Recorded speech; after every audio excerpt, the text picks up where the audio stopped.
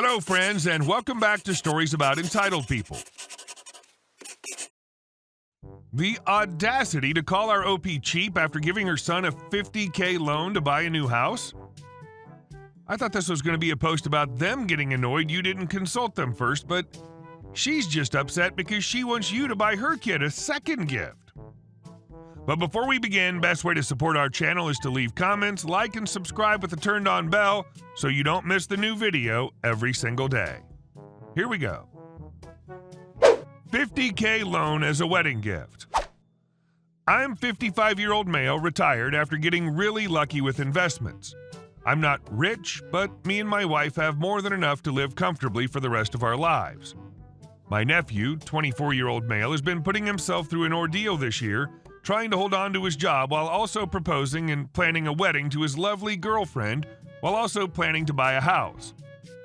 After doing the math on his purchase, due to HOA rules, he needed another $35K in cash to close the deal. As soon as I heard about this, I offered to lend him $50K interest-free as a wedding gift. I told him he can pay it back whenever he can. I know Reddit has a thing about not lending to family, but he's a good kid and he's good for it, no question. My nephew, his soon-to-be wife, and my brother have all called me to thank me for the gift. To be honest, I'm happy to help out the new couple, so it's not a big deal. My sister-in-law, on the other hand, was not so sanguine. She called me this morning to tell me the couple has an online wedding registry, and I told her I already gave the couple my gift. She got very upset with me and told me that a loan is not a gift since I'll eventually get all the money back. I told her it's a gift because the loan is interest-free, whereas with the bank, over 30 years, they'd probably pay $25K in interest. My nephew doesn't need to spend the money. The HOA just insists he have it in cash. Don't ask. He intends to invest it and should be able to grow it in the coming years. Eventually, he can return the principal and keep all the gains. They couldn't buy the house without the money, so part of the gift is the ability to buy their dream house. The couple is happy with their gift. Even my sister-in-law took the opportunity to call me miserly and cheap and insist that I actually spend some money to buy the couple a gift. At first, I thought she was wrong, but then I thought maybe she has a point. In the sake of family peace, I purchased a few things off the registry. And our second story. Customer gets mad that I wouldn't give her a knife. I was working front side in my bakery. This happened about a week ago. A group of 5 comes in, and one of the ladies in the group immediately starts talking over the other customers I'm helping to ask questions. I try to be patient with her and work with her, and the first customer I'm helping, she starts making comments about how everyone acting crazy in here over nothing because I had to tell her that I'd help her in a moment. We'll call her C and I'll be me. C: the cakes in the case, you can slice them, right? Me: no, sorry, they're sold as whole cakes. We don't do any slicing here, but I can give you a cake cutter in a container if that works. C: is that extra? Me: not for the cutter, but for the containers, yes. C: fine, that's fine. I then ring them out and bring them everything they need, then proceed to the next customer. By now there's a line because she asked every question she could about the cake she wants, where the bathrooms are, how much things cost, the usual. A few moments later, she starts screaming to the other employee beside me that the cake cutter isn't sharp enough and wants a knife to cut her cake, which I'm just now noticing she's trying to cut in store at one of our dining tables and is making a huge mess. My coworker knows she's being rude and extra, so she decides to get these ladies out of here and cut the cake for them to get them to leave. This enrages C, and she comes around to the other side of the register to scream at me. C: did you charge me for the cake cutter? Why couldn't you do this for us? This is a basic service for a customer. Why would you even give me that cake cutter knowing it wouldn't work? Me: I'm sorry, miss, but this really is against our policy. We never cut cakes, nor have we ever had any issues without cake cutters. We never charge for cake cutters either. Those are always free with a cake purchase.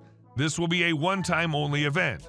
We've also never had any problems with the cake cutter, so I had no reason to believe it wouldn't cut properly. C then goes into a rage about who the manager is, it's me, and how she's going to talk to the owner about my rude behavior, stating I need a new job, I need to be fired, and I don't even know who I'm dealing with, that she's a $15,000 client that we just lost. Then shouts in the ear of any nearby employee willing to listen. And I, dead butt, laughed a little and just sat quietly at the register and waited for her to leave. After she left, my coworker who volunteered to cut the cake stated that not once, but twice, the woman tried to get the knife from her, which really got my goat even more. I haven't heard any complaints or seen any bad reviews about the situation, so I'm glad to see my assumption that she was blowing smoke was correct. How's it your fault she doesn't know how to cut a cake without making a mess like a 2-year-old? And our next story. 4 pizzas for free just isn't enough. So I work at a pizza establishment as a delivery driver. We get a lot of choosing beggars because it's the wonderful food industry, of course. One woman will always stand out to me, though, because I just couldn't believe how ridiculous she was. So to start with some context, I work on a military base. The way the housing is set up is pretty weird, but they need to fit all the soldiers on the base somehow. The neighborhood that woman lived in was one where the houses were basically backwards. The front side of the house with the doorbell was facing the street, while the garages and doors where people would enter their homes were in the back. There were also small gated areas that were basically their backyards. Because of this weird setup, delivery drivers just knock on the back door and deliver the pizza there because we didn't want to walk a long distance to get to the doorbell. The houses are in long blocks, so if you had to deliver to the middle house, it was a long walk. Customers never complained about the way we would deliver it. They usually waited at the back door anyway. So enter the woman. She ordered 2 pizzas and I was the one delivering them. I went to the back door and knocked and waited a little. Woman, stunned. "Why are you at my back door?" Me. "Oh, well, we usually deliver to the back door because it's just easier." Woman. "This gate is locked and I don't have a key. Go to the front door." Slams door in my face. At this point, I'm like, great, I'm not making any money on this order and this lady is a B. I was also upset because the gate was low and there was no need for her to open it, but I guess it was too hard to lift her arms. I walk all the way around and she's at the door. Her total was $35 and some change and she gives me $36. I was right, she wasn't going to tip me. I leave and I'm like, whatever, just another a-hole. I get back to the store and see her address on the dispatch screen. My manager tells me that he's sending her 2 free pizzas because apparently I intentionally messed up her pizzas. I tell them that's ridiculous and I didn't do anything. The person told me that she was also yelling on the phone. Woman. "I don't know what that girl did to my pizzas, but you're going to remake them." So, of course, with my luck, I have to bring them back. At this point, I'm pissed because my manager didn't ask her to give the messed up pizzas back to us to see what we apparently did wrong. Another thing that really grinds my gears is that he also sent me back to her house with money to refund her. They give me the $35 and some change that the order cost. I get to the house, and I don't care. I park where I usually do and knock as hard as I can on the back door, losing money on 2 deliveries because of this bee. Her friend answers the door and doesn't say a word to me. She just grabs the crap and closes the door. So in my mind, I'm like, okay, just a rough start to the day. Hopefully it gets better. Nope. This bee who got 4 pizzas for free, by the way, they were all limited time featured pizzas, calls the store again and demands that I bring back the tip that she gave me because she gave me $36 and only got the order amount back. I was on another delivery at the time, so I didn't have to bring her precious, 45 cents back, but another driver had to. I will never forget that crazy effing lady. And our last story. Lake access fees. In 2008, my family and I moved into a house that was a block away from a lake. Access to the lake was managed by a sort of beach gate authority that maintained the gate and the section of the beach nearest the gate. A yearly fee was paid for access to the gate to help pay for maintenance of the gate and the beach. I can't remember what it was. When we moved in, we enjoyed the lake for about a month until the beach association informed us that the previous owner of the house hadn't paid their fee in 3 years, and since the fee was tied to the address, we'd have to pay 3 years' worth of fees or we'd have to give up our gate access. My mom and stepdad said, "Screw this," and handed the key over. We lived in that house for a couple of years and they kept trying to get the access fees from us, but we refused.